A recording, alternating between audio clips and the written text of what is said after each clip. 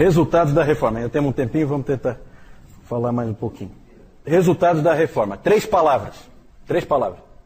Divisão, reforma e avivamento. Vamos falar primeiro de divisão. É claro que a reforma protestante trouxe divisão na igreja ocidental. Isso aí é claro e evidente. A cristandade estava dividida. E dividida de várias formas. Começando pelo norte protestante e o sul católico. Isso é bem claro na Europa, você vê bem isso. O norte é protestante e o sul é católico. Não sei porquê, na providência de Deus era assim que era para ser. E não só houve divisão entre católicos e protestantes, mas houve divisão desde o início dentro do próprio protestantismo, infelizmente. Vocês lembram que nós falamos no domingo passado do encontro de Zwinglio com Lutero em Marburg, certo? Em que eles não se entenderam, Lutero bateu na mesa, e quando Lutero bate na mesa não tem mais conversa. Né? O homem é complicado. Apesar do Melanchthon sempre querer unir os protestantes, né? E o Calvino também. O Calvino tentou por um tempo, depois ele viu que não tinha mais jeito também. Ele nunca acreditou que ia dar para unir católicos com protestantes, porque era inviável. Mas entre os protestantes, o Calvino também queria ver união. Então, na verdade, 3 grandes divisões no protestantismo. Podemos aí ter 90% dos protestantes estão aí. Os outros 10% você vai ter dentro de grupos radicais, né? Anabatistas, grupos menores, certo? Mas os grandes grupos são os luteranos, os reformados e os anglicanos. Esses reformados aparecem em vários lugares. Em Genebra é reformado, em Zurique é reformado, você tem os huguenotes na França, que são perseguidos, mas são reformados também. Os holandeses, né? Lá também, igreja reformada. Então, reformados é uma coisa que pega mais países, né? Os luteranos pegam mais em torno da Alemanha. Não só a Alemanha, mas também aqueles outros países que tem ali, Boêmia, Morávia, na época, né? Vamos falar um pouquinho da França, acho que é interessante, para não deixar de fora os huguenotes. Acho que a gente pode aproveitar aqui e falar um pouco sobre isso. Sim. Não, é que eu quero falar especificamente dos reformados, só que na França. Os huguenotes, assim chamados, certo? Não sei por que o nome deles, esse era o nome que os inimigos davam para eles, né? Huguenotes. Eu acho que é interessante a gente falar um pouquinho deles. Não tem como a gente entrar em detalhes, mas eles são importantes inclusive para a história da igreja no Brasil, né? Porque nós poderíamos ter tido uma colonização de huguenotes aqui, né? Não tivemos por muito pouco, certo? Graças aos heróis da sua infância, José de Anchieta e Manuel da Nóbrega, que convenceram o Mendes Sá para mandar o Estácio de Sá lá matar todo mundo, certo? Então, aqueles heróis seus, né? Da infância, certo? Foram os responsáveis por acabar com o protestantismo que tinha uma chance, né? Não era uma chance muito consistente, mas tinha uma chance. Depois eu vou falar um pouco mais sobre isso, tá? Antes disso, eu quero falar só, daqui a pouco já está na hora do nosso intervalo, eu só quero falar de uma coisa nova que aparece.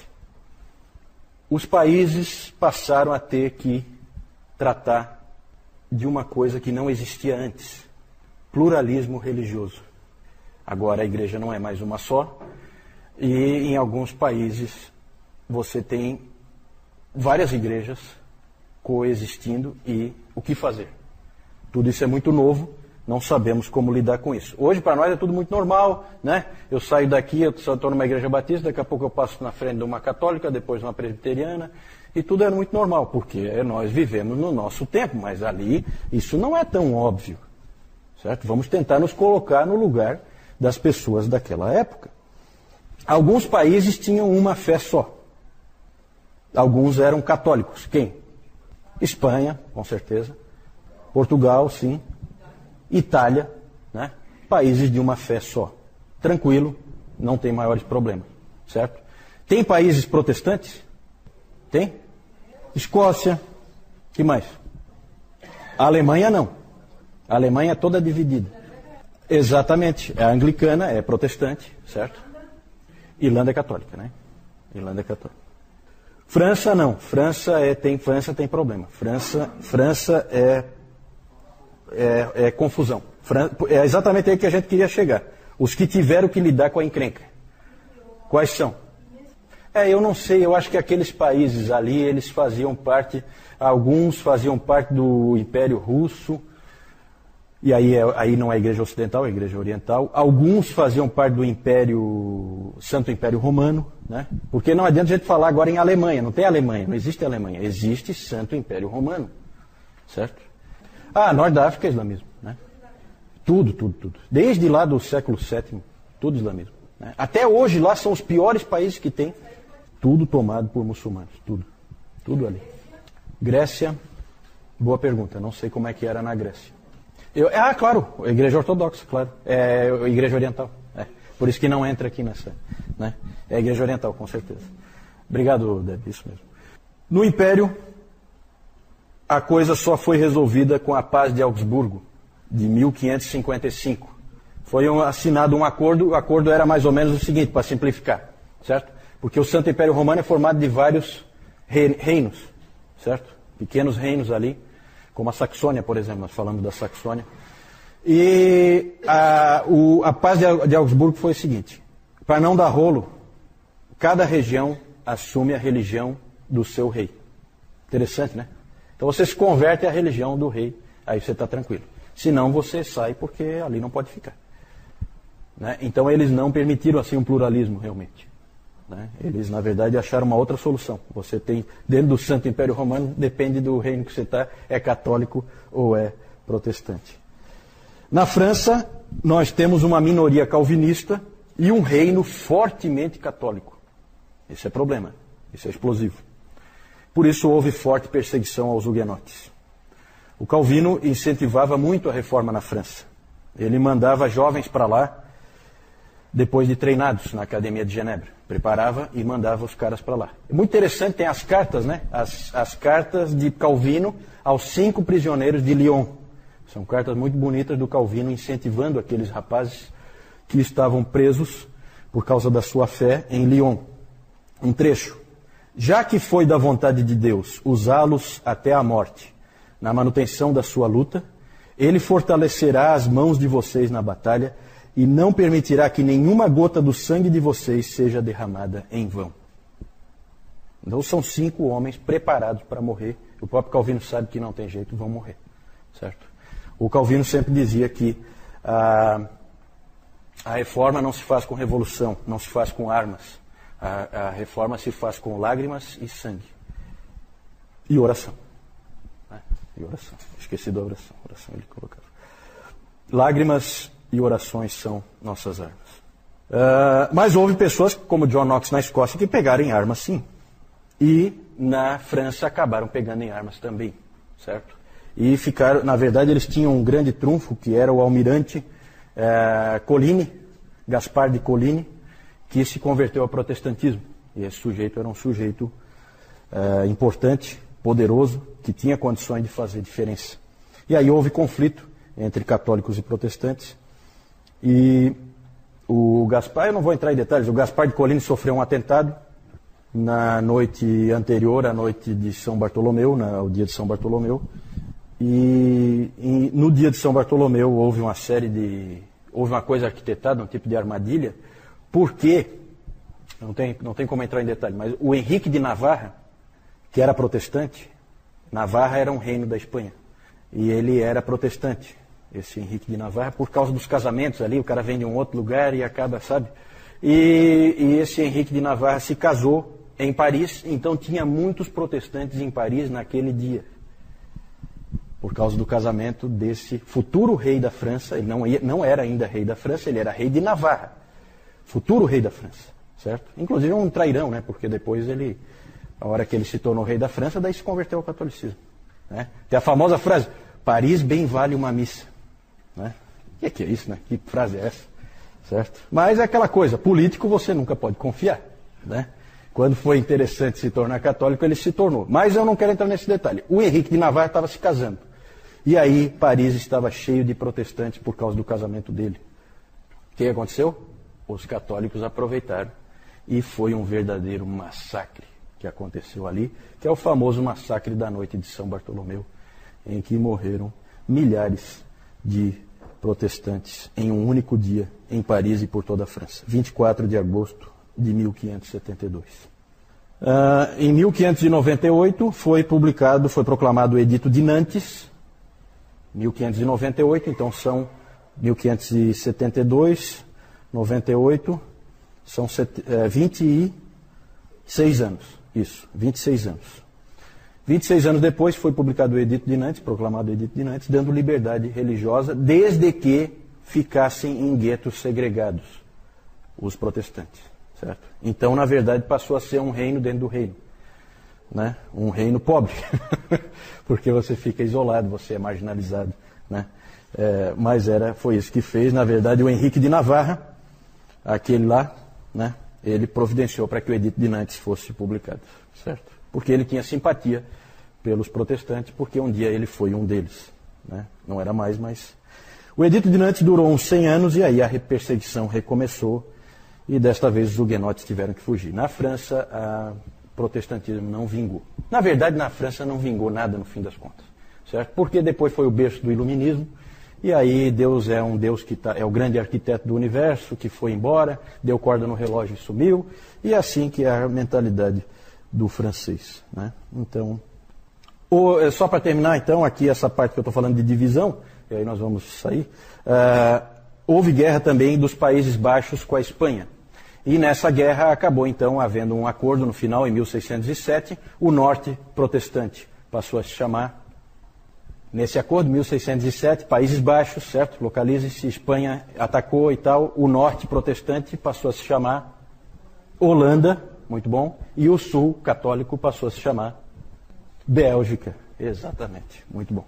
É isso aí, Bélgica e Holanda. Houve um acordo, e aí porque houve guerra entre protestantes e católicos ali, e aí aquela coisa, vamos parar com a guerra? Vamos. Então vocês aqui protestantes, vocês ficam com essa parte aqui para o norte, e nós ficamos com essa parte aqui para o sul, nós católicos. Então sabe esses acordos assim? Não necessariamente, né? Na verdade, tem gente que acaba se adaptando, né? Mas com certeza tem gente que se muda, claro. Vou para um lugar onde é melhor para mim, né? E muita gente é como o vigário de Bray, né? O que estiver valendo, eu estou nessa. Para mim, tanto faz. Todos os caminhos levam a Deus, né? Esse é o pensamento. A Suíça é cantões, né? A Suíça não era um país... até hoje não é... Até hoje é um país esquisito, né? Com um monte de língua diferente, né?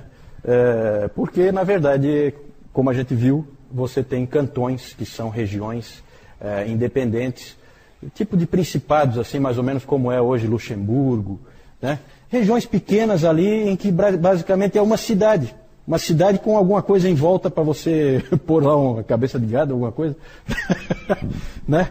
Mas é uma coisa assim, né? É simples. E, então a Suíça era assim já desde o tempo da Reforma, né? Você fala de Zurique, não, a Suíça é protestante, né? A Suíça tinha alguns cantões católicos, né? Mas acabou o protestantismo prevalecendo, né? Sim.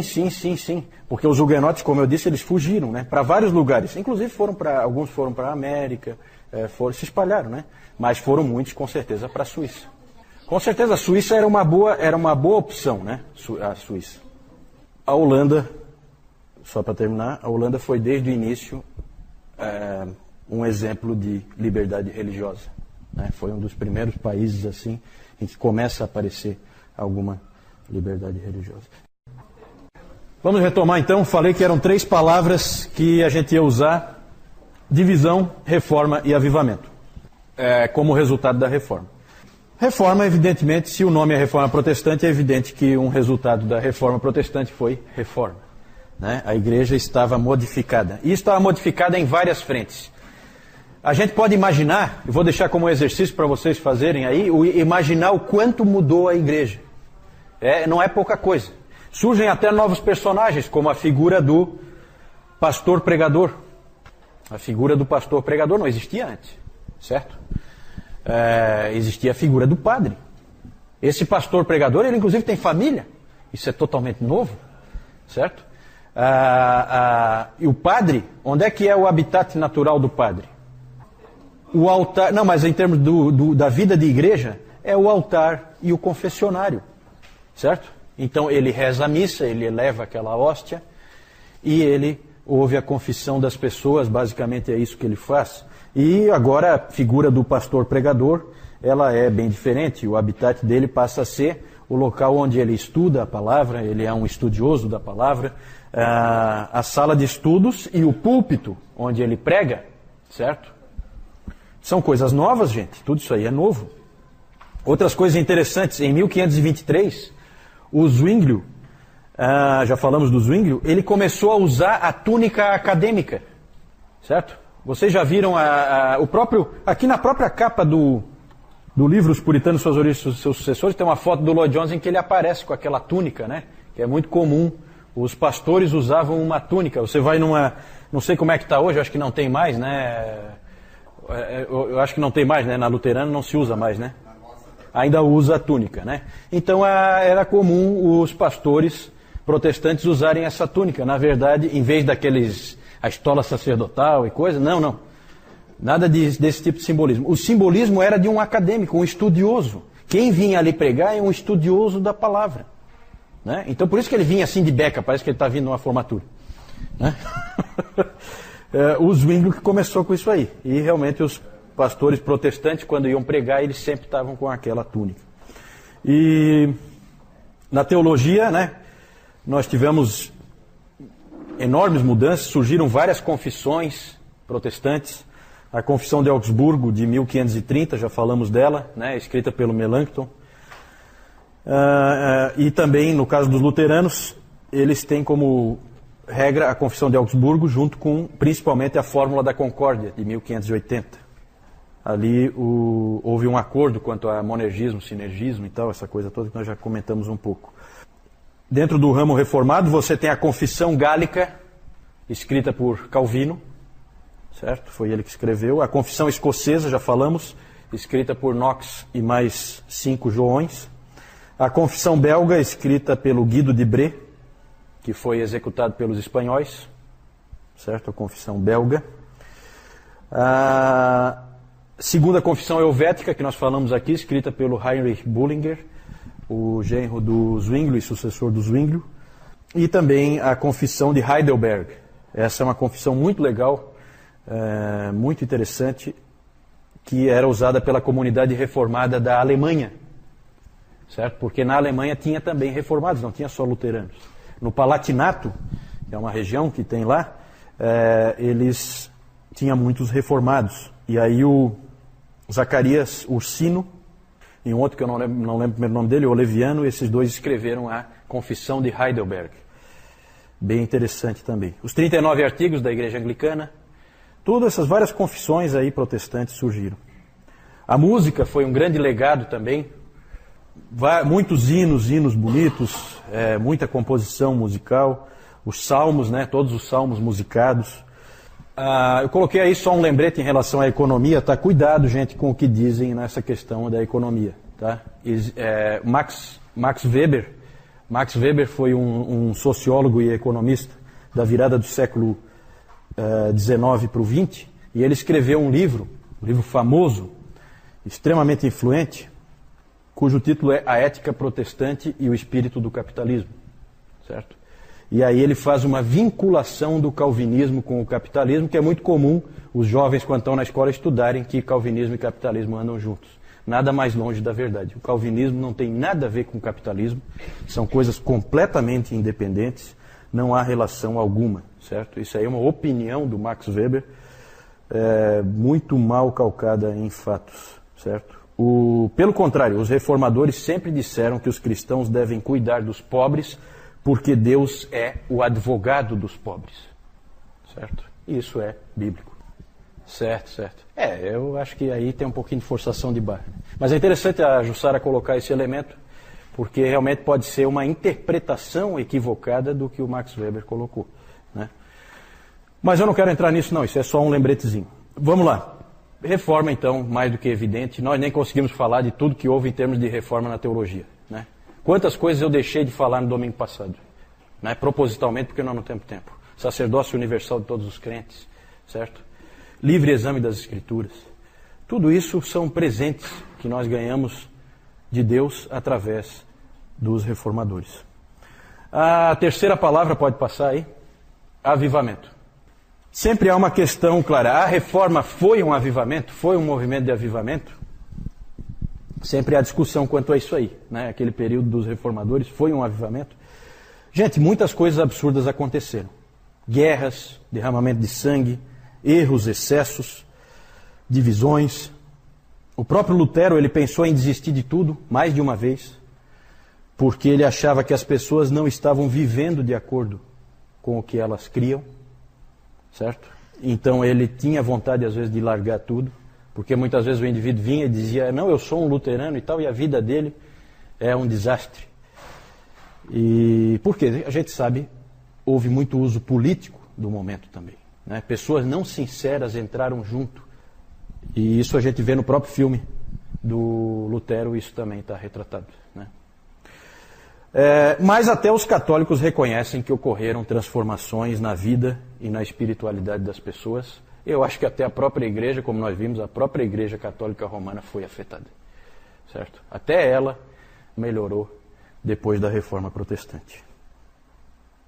Tantas coisas que a gente deixou de falar, eu não tenho como falar, né? Falei aí o livre exemplo da Escritura, as marcas da verdadeira igreja, né? Pregação da palavra, nada de sucessão apostólica. Pregação da palavra, fiel, né? Pregação da palavra com fidelidade, administração correta dos sacramentos e exercício da disciplina eclesiástica. Marcas da verdadeira igreja. Tudo isso aí são herança dos reformadores. Não temos tempo para nos aprofundar, temos que seguir em frente.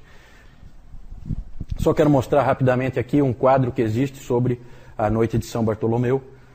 Todo o massacre que houve naquela noite. Ali o Gaspar de Coligny, depois nós vamos falar dele de novo, porque ele foi importante no envio do Villegagnon para cá, para o Brasil.